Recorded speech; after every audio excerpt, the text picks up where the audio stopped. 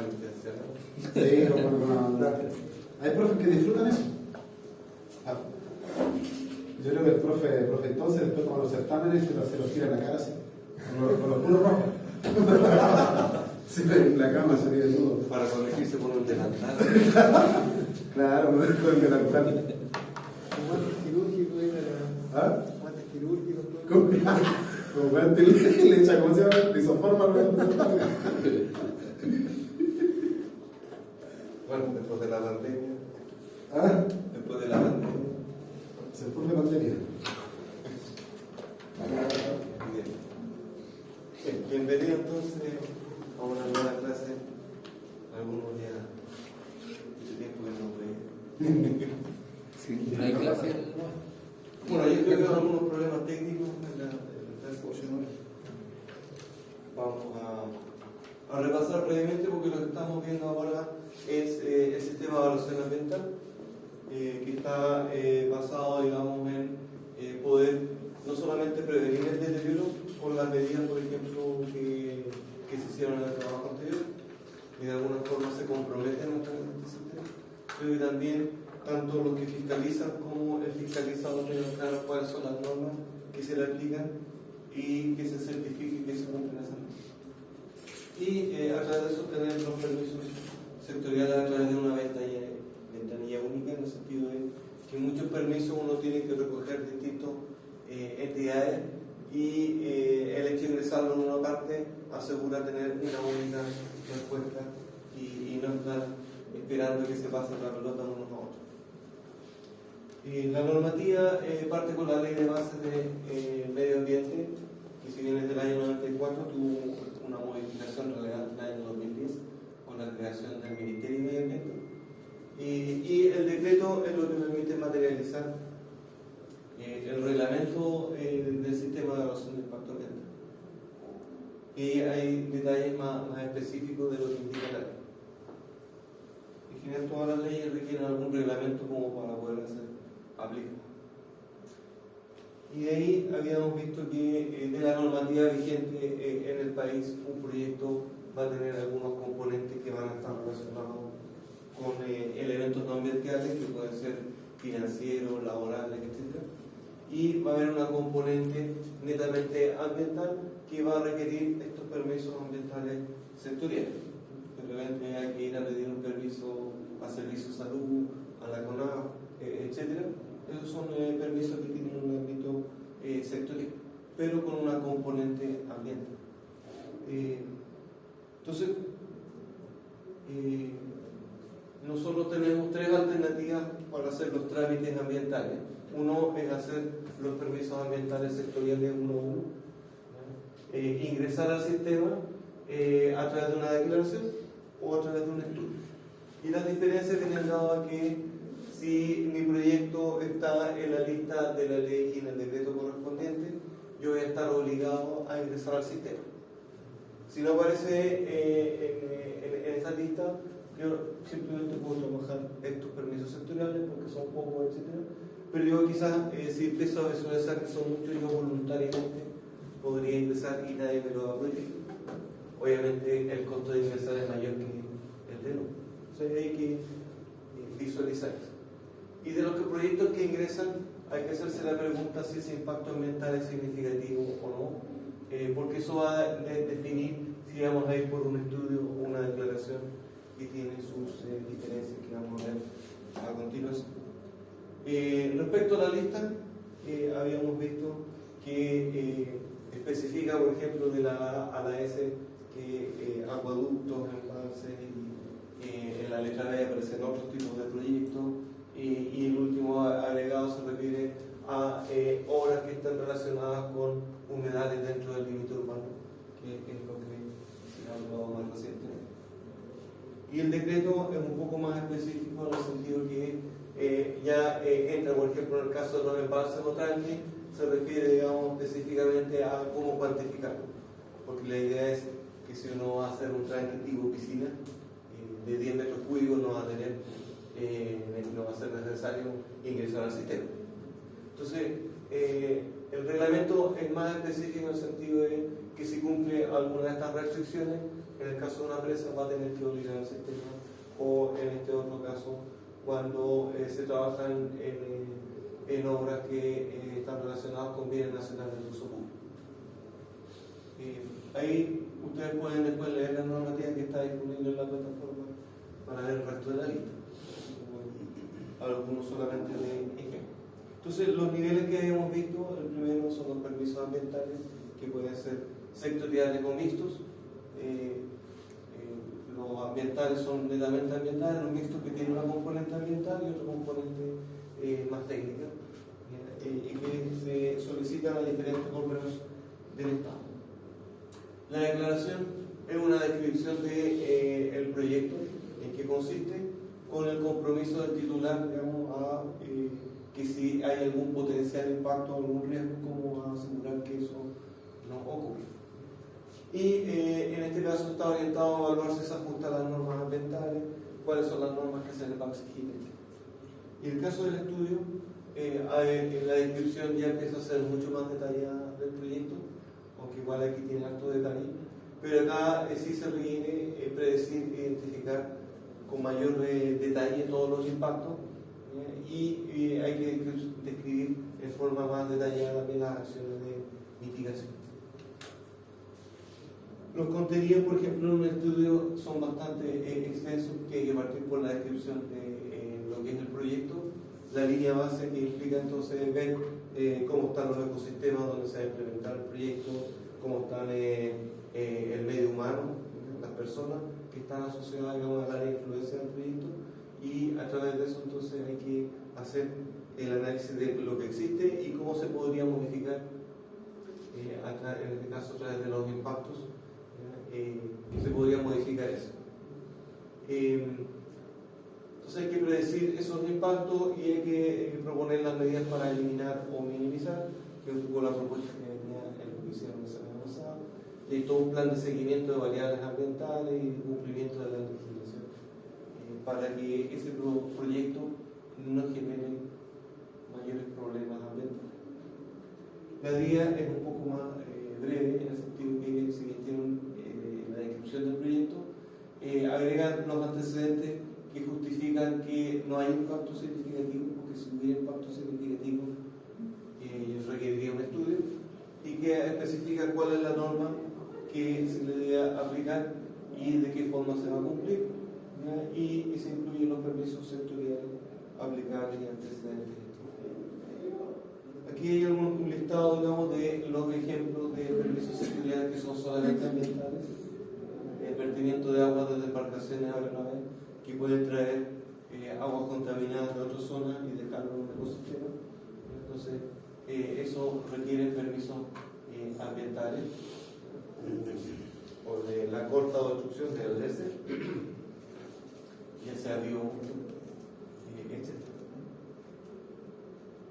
Cualquier intervención, por ejemplo, dentro de un santuario de la naturaleza también va a requerir permisos específicos. Los mixtos están numerados en función, digamos, del artículo en el reglamento. Por eso normalmente uno dice, me tengo que tramitar el PAS 142, porque se refiere al permiso ambiental sectorial que está contenido en el artículo 142 de la normativa. Aquí entonces pongo permiso para destinar almacenamiento de residuos peligrosos, que es normativa más específica respecto a lo mejor al servicio de salud o a la superintendencia de combustible, además de los temas ambientales. O en este caso para corta destrucción de formaciones xerofíticas, que básicamente es regenerar y selenia. O sea, uno puede decir que en la zona de Coquimbo hay poca vegetación, pero si hay cactus, caen dentro de esto y por lo tanto requieren también permiso. También es importante la participación de la comunidad, en que existe el derecho de que la comunidad se entere qué es lo que se va a hacer y pueda participar y hacer llegar sus observaciones y que eso sea respondido, que existan los procesos de consulta a los pueblos indígenas. La normativa es accesible, porque debería ser como original. Se incluyen avisos radiales de un extracto del proyecto, entonces de repente uno va escuchando en la radio y aparece, digamos, que hablan rapidito, digamos, y empiezan a hablar de unas coordenadas, unas tablas de proyecto, y eso no se entiende mucho, pero de alguna forma es parte de lo que hay que hacer. También hay publicaciones en el diario oficial y en un diario de circulación regional, ¿ya? Y además el Servicio de Evaluación Ambiental publica el listado de las declaraciones el primer día en el diario oficial y además en el diario regional.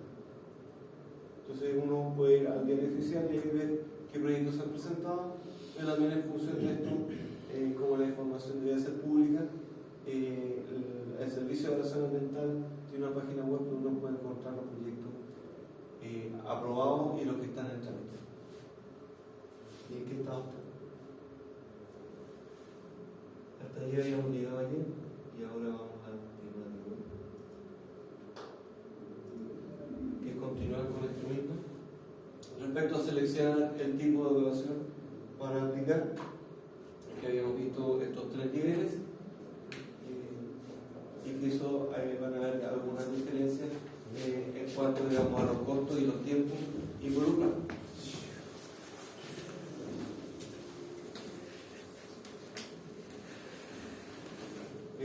Una declaración o impacto ambiental, la preparación puede requerir 6 meses a 1 año.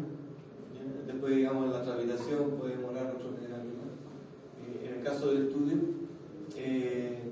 solamente levantar el estudio son 1 a 2 años, y después los trámites, que en algunos casos se puede presentar y andar rápido, en otros casos algunos se han aprobado después de 10 años. Es parte, digamos, del proceso. Por eso hay muchos que tratan de evitar esto y tratan de aquí o de aquí allá. La normativa es clara respecto a que si mi proyecto está dentro de la lista de la ley del decreto, estoy obligado a empezar al sistema. Y esto, digamos, debe determinar si el impacto ambiental es significativo, me ayuda a discriminar si es un estudio o una declaración. Y ahí entonces, tanto las consultas de pertinencia, porque, bueno, esta parte quizás es más clara, en este otro caso quizás es un poco más ambigua, en el sentido de que a veces no está tan claro si el impacto es significativo o no. De acuerdo a lo que yo pienso, puede ser distinto a lo que piensan los que van a revisar. Entonces ahí se puede hacer estos trámites de pertinencia, por lo menos para decidir de mejor forma. Porque si uno ingresa a la DIA y después le dice lo rechaza porque es un estudio, vamos a perder como vería. Y además se ve feo porque se ve como que uno trata de hacer las cosas más sencillas y en realidad uno sí o sí no tiene que presentar otro. O a lo mejor, si uno presenta un estudio, a lo mejor requería solamente una DIA y por lo tanto está incrementando los costos y tiempo. Entonces es parte, digamos, de lo que puede hacer. De hecho, hoy en día, con las últimas reformas, primero al ingresar al proyecto se hace el proceso de admisibilidad, si cuenta con todos los antecedentes como para poder ser analizado. De la manera también que si a uno le faltaron antecedentes le dicen al principio y no después. ¿Haría lo mismo que una CIA? No. Como solicitud de... ¿No? ¿Que el trabajo hacemos CIA para intervenir en el medio ambiente? ¿Donde hay que cortar algún árbol? Sí, eso a lo mejor va por el lado de los permisos ambientales sectoriales. Porque en este caso la tala de árboles tiene que estar regulada por la CONAF. Sí, como alguna, igual hay zonas arqueológicas, ¿no? Si todo eso va a la CIA. Sí.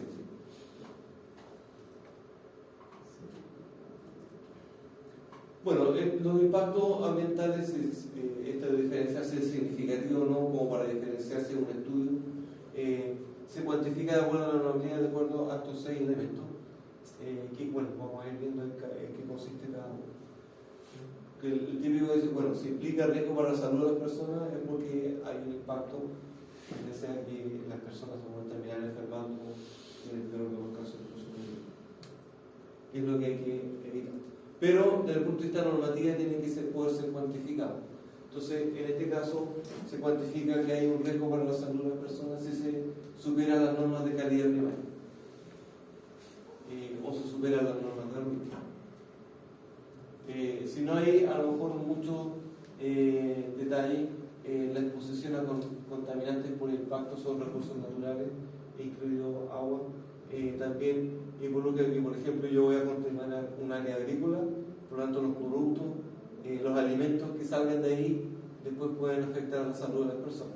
Entonces, quizá ahí el efecto es un poco más indirecto, pero también se puede cuantificar. O en general, manejo de residuos sobre recursos naturales renovables. Bueno, eso en general condiciona, por ejemplo, en un área donde ya la norma de calidad está siendo prácticamente superada. El incorporar un proyecto más va a involucrar superar la norma, por lo tanto, si tenemos una zona que está declarada como zona saturada, va a tener que, si uno quiere aprobar su proyecto, va a tener que correr con la salud de las personas e ingresar como estudio de impacto ambiental.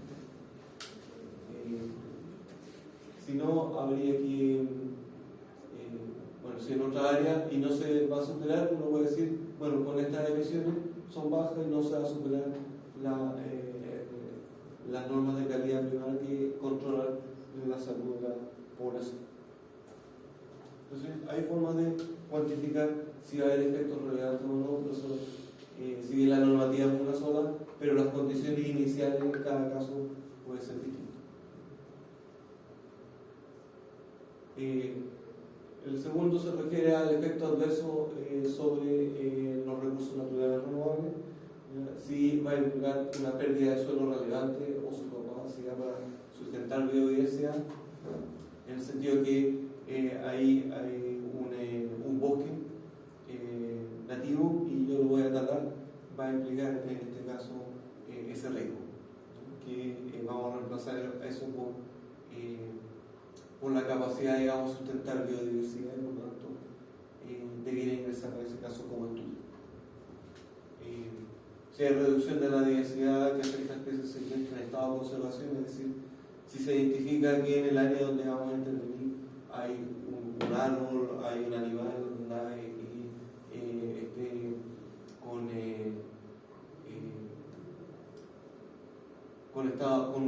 una condición de peligro o de extrema vulnerabilidad, habría que hacer entonces un estudio de impacto ambiental para asegurar que el proyecto no tenga efectos significativos o sea lo más controlado posible.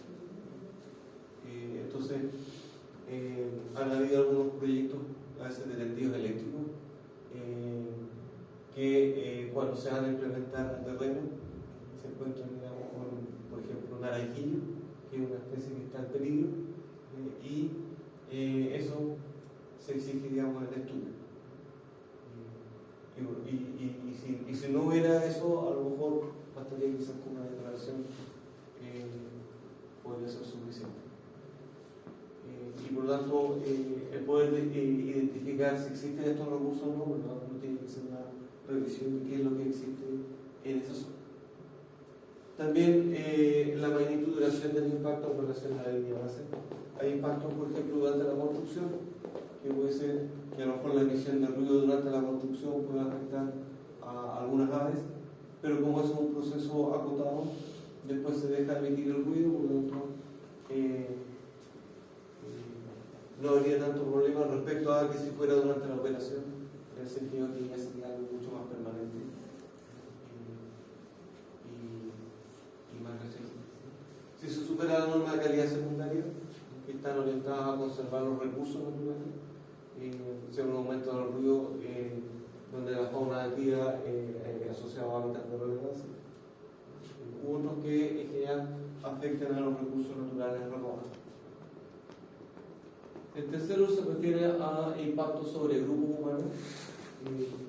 En este caso hay que recordarse que en la definición de medio ambiente, por lo tanto, cuando hablamos de impacto ambiental, no solamente se refiere a los ecosistemas y a la salud de las personas, como a veces lo que más asocia, sino también los aspectos socioculturales. Por lo tanto, aquí cuando habla de impactos sobre el grupo, si hay intervención, uso o restricción al acceso a recursos naturales como sustento económico. Entonces, han habido algunos elementos, algunos proyectos, por ejemplo, se van a instalar en la costa, en resulta que hay una caleta en que los pescadores tienen su vivienda en la zona más alta por seguridad y las embarcaciones en la playa. Y por lo tanto ahí necesitan acceder. Por lo tanto, si yo entre medio quiero hacer un proyecto, vamos a estar restringiendo sus ingresos, digamos, para su sustento económico. Y por lo tanto, para ellos habría un impacto importante. Por lo tanto, en ese caso habría que hacer un estudio, porque sería relevante. Ahora, si yo del proyecto a lo mejor lo acoto y dejo una pasada, digamos, que permite la libre circulación, ahí ya se más restringido. Pero también habla de otros usos medicinales, culturales. Lo típico, digamos, a veces, no sé, en el área rural, un vecino dentro construye, digamos, una cancha de fútbol y para algunas charlas, pero ahí tienen como para jugar, y culturalmente entonces el entorno está habituado a usar eso. Entonces, si después él vende a una empresa que va a hacer un proyecto y va a cerrar, ahí la comunidad va a perder algo a lo cual tenía acceso. Entonces ahí hay que ver cómo se puede a lo mejor compensar. Y por lo tanto, ahí también es parte de lo que tenemos en cuenta. O cuando hay algún tipo de obstrucción o restricción a la circulación. También hay muchas zonas, en las zonas rurales, en general los vecinos permiten que se puedan cruzar, digamos, sus áreas a pie, bueno, no por cualquier lado, por su área más o menos estándar. Si usted no tiene, digamos, un área cerrada con chicos, porque la gente puede pasar la mitad, digamos, para dañar los cultivos, sino que por áreas laterales, a lo mejor puede hacer las típicas cortadas en el campo para no dar las tremendas vueltas. Sin embargo, también, si hay una empresa va a construir y que por seguridad obviamente no puede permitir que acceda cualquier persona, si eso, una persona que llega de un punto a otro se demora 5 o 10 minutos y resulta que al cerrar ese paso requiere a lo mejor acceder ya a eso de 5 o 10 minutos, pasa 1 o 2 horas, es un aumento significativo del tiempo de desplazamiento. Entonces ahí hay algunas restricciones en ese caso, por lo tanto también habría que ver qué es lo que se puede hacer ahora. Por eso sería un impacto significativo para esas personas. Cuando hay alteración al acceso a calidad de bienes, equipamiento, infraestructura básica, el acceso no solamente a usos medicinales, espirituales, o el tiempo que demore, sino también el poder acceder a la costa rural, el poder acceder a servicios, a la carretera para moverse fácilmente, también involucra problemas que pueden afectar mucho a esas personas. O hay dificultad de impedimento para el ejercicio o manifestación de tradiciones culturales. Entonces, bueno, esto que puede afectar los sentimientos de arraigo, a veces es un poco más difícil de cuantificar, pero es algo que hay que tener en cuenta. Entonces, ¿no? Si aquí le hacemos, digamos, un sendero, estoy pasar la playa, que dejan como 70 centímetros, y hay gente que va a la playa con las cosas, no alcanza a pasar por ese espacio, pero según ellos están cumpliendo la normativa. Pero un poco eso no solamente el acceso al bien público a la playa, eso también ocurre quizás en otros eventos por costumbre, a veces, digamos, a distintos usos, y por lo tanto un proyecto puede tener un impacto significativo en eso. El otro aspecto que puede involucrar restricciones o impactos significativos en el caso, digamos, asociado a la localización del proyecto y el valor ambiental dentro del proyecto. En el sentido que si dentro del área de influencia aparecen poblaciones protegidas, pueblos originarios, o hay recursos áreas o sitios prioritarios, o sea, si está cerca de un parque nacional, y nuestro proyecto va a tender a proyectar su impacto hacia parte de ese parque nacional, ya por ese solo hecho ya involucraría tener que ingresar a un estudio. Porque por mucho que digan, no, el límite del parque está aquí, pero la fauna tiende a moverse con mayor libertad. Entonces, si bien yo puedo estar en ese límite, el acceso de la fauna a ese predio también va a ocurrir. Y si yo impido eso, bueno, va a generar algunas distorsiones. O en el caso del valor ambiental del territorio, bueno, cuando hay baja intervención de las personas, que es un poco lo que se alegaba con Hidroicentro.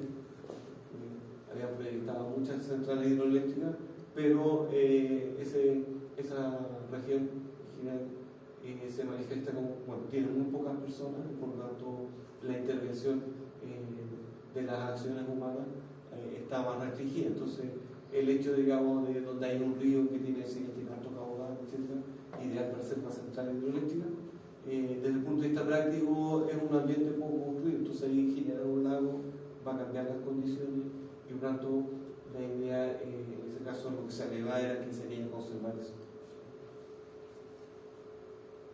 En general se proveen servicios de ecosistemas relevantes para la población, o por ejemplo el caso de los humedales urbanos como áreas que ayudan a la contención de inundación. Los ecosistemas o formaciones naturales que presentan características únicas. En este caso, por ejemplo, se podría entender que si yo entro en un área donde está el desierto florido, si bien solamente cuando llueve después va a haber como un mes donde se va a ver flores, van a pasar a lo mejor 5 años donde eso no se va a producir y por lo tanto yo voy a ir alto en un desierto puedo usarlo, pero en ese caso hay un sistema único que ahora, bueno, se ha estado avanzando en generar parques y sistemas de protección también adicionales. Pero aunque no estuvieran, esto ya solo involucra que la empresa tendría que presentar un proyecto de estudio de impacto ambiental y no solamente una declaración. Respecto al valor paisajístico, bueno, en algunos casos es evidente, digamos, la contaminación visual. Es decir, que si yo quiero ver un paisaje, encontrarme, digamos, con algo distinto. Si un área industrial a lo mejor ver esto no es posible, digamos, pero si a lo mejor hay una cordillera que yo quiero visualizar, ¿no? Va a ser relevante entonces ese impacto, como en este caso que hay tantas señales que al final no ni siquiera ve el cerro que da foto. Entonces, cuando se obstruye la visibilidad, digamos, en el caso de ciudades turísticas, no sé, como Valparaíso, una de los valores paisajísticos, además, digamos, de las construcciones, es poder ver el mar. Y por lo tanto, el hecho de que uno tenga una casa con vista al mar va a tener un precio distinto de aquellas casas que no tengan vista al mar. Por lo tanto, si delante de esa casa construyen un edificio, va a involucrar entonces una pérdida de ese valor paisajístico. O cuando hay alteraciones en la zona de valor paisajístico. Bueno, un poco el caso del Monte Castro, no era por paisaje principalmente, pero sí era bueno, un poco en parte de eso, de que cuando uno de la plaza sacaba la foto de la iglesia, después iba a aparecer sobre la iglesia el muro, y obviamente no es lo mismo ver la iglesia con el cielo de fondo que ver un molde de fondo.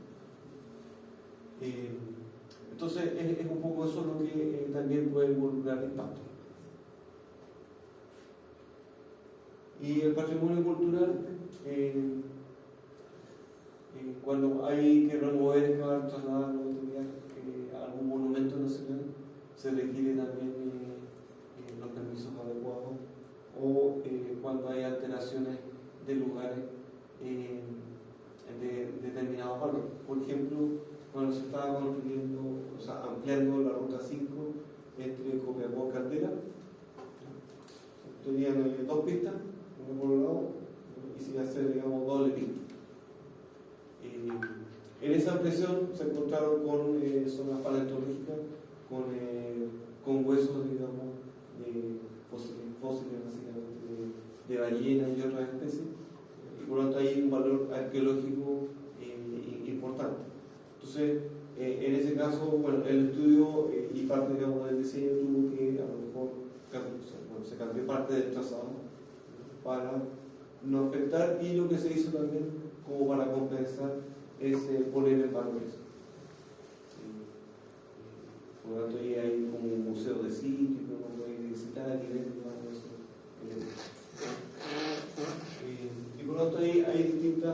alternativas, digamos, de lo que es el patrimonio cultural. No solamente son hallazgos, digamos, de cementerios indígenas o también manifestaciones culturales. Cualquier elemento que impacte o que implique estos elementos y detalles de eso, implicaría ya hacer el estudio. Bueno, teniendo claro eso, entonces la idea ahora es empezar ya a realizar lo que se había hecho en las clases anteriores respecto a que estamos trabajando en base a un caso.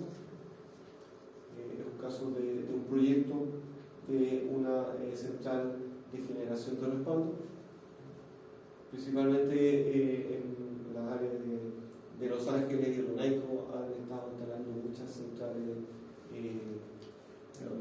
eólicas, pero eso funciona cuando hay viento. Entonces, si el viento se detiene bruscamente, hay que tener algún medio de respaldo, que puede ser almacenar o tener alguna fuente, y lo que da más flexibilidad a la generación puede ser tener combustión de petróleo, gas natural o residuo forestal. Que si bien la idea es reemplazarla, digamos, pero todavía tiene la ventaja operativa, digamos, de la flexibilidad de uso. Y en este caso ese tipo de proyecto es lo que estamos abordando, y hay entonces una primera planilla que hay que completar, en la cual hay que marcar cuál es el área de influencia del proyecto, cuáles son los impactos diferenciados por etapa y algunas medidas importantes para poder evitar esos impactos más relevantes. Y en esta otra etapa, en el mismo proyecto, pero ya es un poco avanzar hacia la recomendación que, dadas las características del proyecto, puede determinar si es obligación ingresar al sistema, y después qué recomendarían ustedes, si ingresar como permisos sectoriales o ingresarla como declaración o como estudio. Entonces la idea es hacer ese ejercicio. Obviamente entonces hay que revisar la lista que está en la ley y en el decreto, eso está disponible en ADICA. Después hay que analizar el impacto significativo, entonces sí, ahí hay que justificar, o sea, si es decir, ya, hay que ingresar al sistema, entonces hay que decir, entonces, bueno, la DIA tener que justificar por qué no hay impacto significativo en la salud, en los recursos naturales, etc. Y si hubiera al menos un impacto significativo, ya involucraría un estudio y por lo tanto estaría la justificación. Así que eso es lo que hay que hacer, y el tiempo ahora es para avanzar en eso y hacer cosas.